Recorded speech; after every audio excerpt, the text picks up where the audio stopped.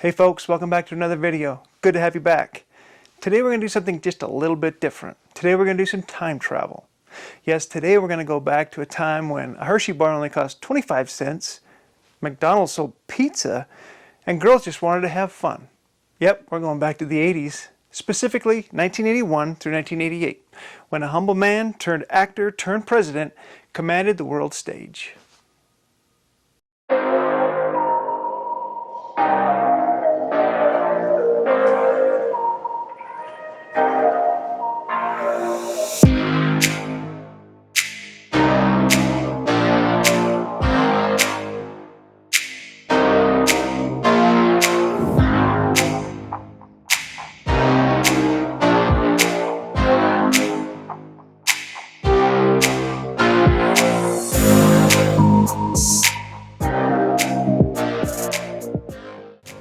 This 150,000 square foot building holds 50 million documents, 1.6 million photographs, and over half a mile worth of motion picture film. It also has thousands of video and audio tapes, and it pretty much sums up everything of those 8 years that President Reagan was in office. Outside exhibits include an F-117A Nighthawk, which if you don't know what that is, it's the world's first stealth fighter.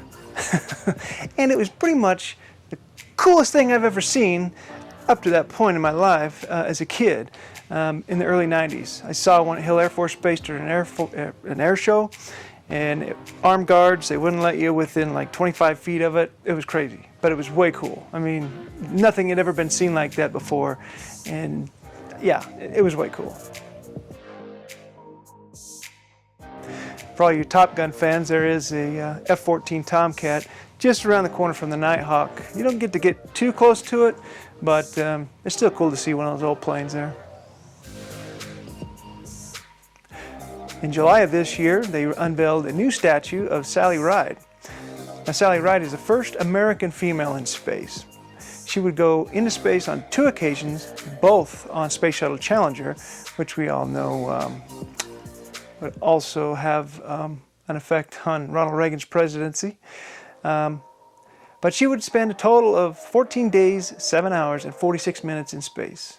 Moving inside the library, the first 2 rooms kind of briefly touch on his youth, his marriage to Nancy, and of course his broadcasting and acting careers.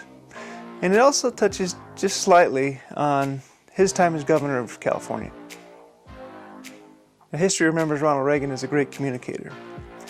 To him, he knew that he had to be in touch with his audience, and above all, he had to be honest with them, which is something that he strived to do during his presidency. Now, he considered himself an everyday American, and when speaking to the American people, he kept that in mind, and that's probably why he was so popular, because he understood the struggles of what the everyday person was going through.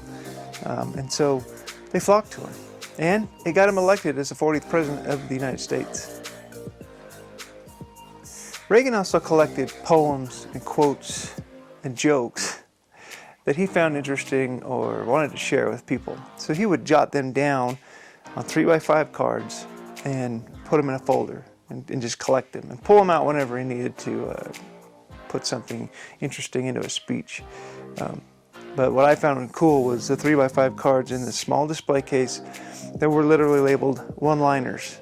And he would just write down these jokes. And those that remember Reagan, or if you've done any studying on Reagan, you know he was actually a pretty funny guy. He would always insert some sort of joke into his speeches. And I think that kind of made him more appealing to the public, for sure.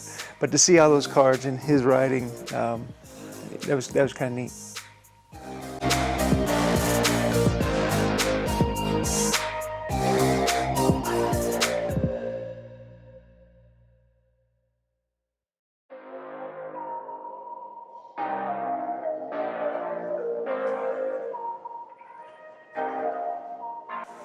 Now, there are all kinds of things that are displayed there at the library, some of which are gifts from the youth or other world leaders.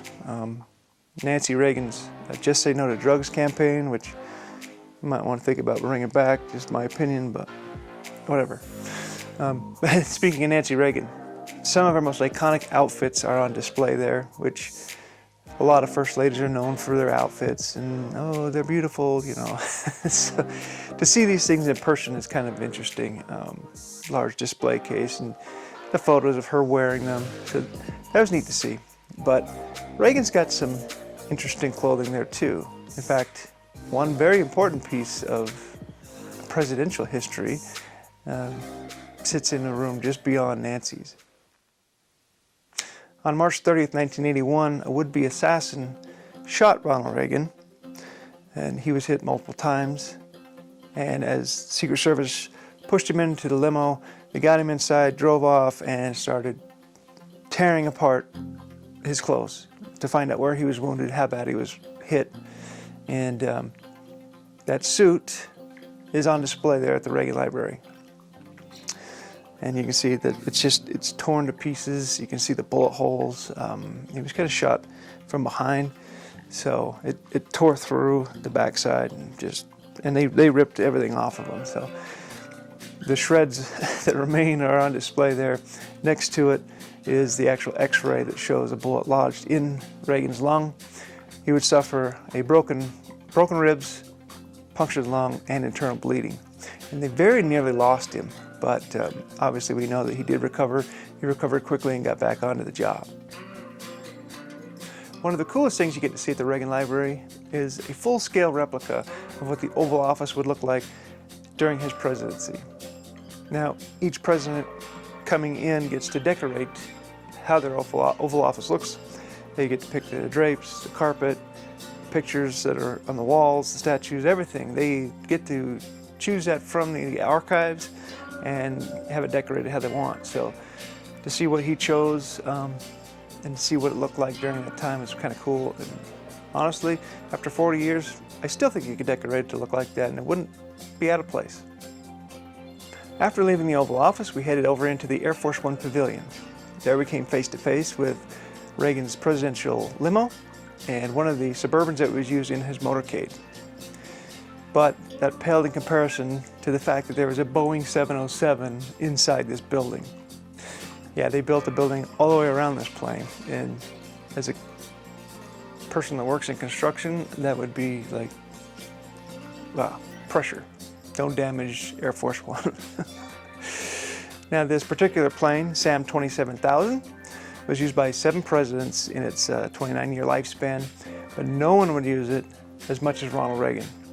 Ronald Reagan had a face-to-face foreign policy. He wanted to talk to these leaders face-to-face. So he logged 660,000 miles on this plane during his 8 years as president. And he visited 26 countries and 46 states. Now, that's pretty crazy to think. I mean, you get to go on to Air Force One and tour it. They won't allow photography, so I can't show it to you, but we all know how cramped an airplane is, and this is no exception. This one's got offices and kitchens and press corps seating. It's just not big. It's super tiny, but it gives you an idea of what life is like as a president flying around on Air Force One. It's not exactly the most comfortable thing, let me put it that way. But it's something you really just have to see for yourself. There's a lot of things you can talk about when talking about a president's history. Some of it good, some of it bad. So we focus on some of the important things that you can see at the library, but I would be foolish not to mention the most famous speech that he gave, which was at the Brandenburg Gate in West Berlin on June 12, 1987. This was the speech that he pronounced to Mikhail Gorbachev: tear down this wall. Because the Berlin Wall had stood since 1961, and it was kind of the last remnant of a dark time. And Reagan preached freedom and democracy and was pleading to Mikhail Gorbachev to open up the gates and let Berlin be free once more. Let West and East be one.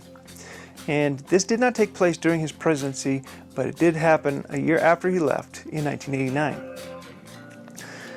Fittingly, A piece of this wall actually sits outside of the Reagan Library, facing the west doors, and it's kind of a reminder of that time of history and how precious our freedoms actually can be.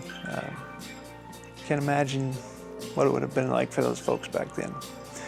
Now, if you don't know what I'm talking about, you need to go start doing some of your history.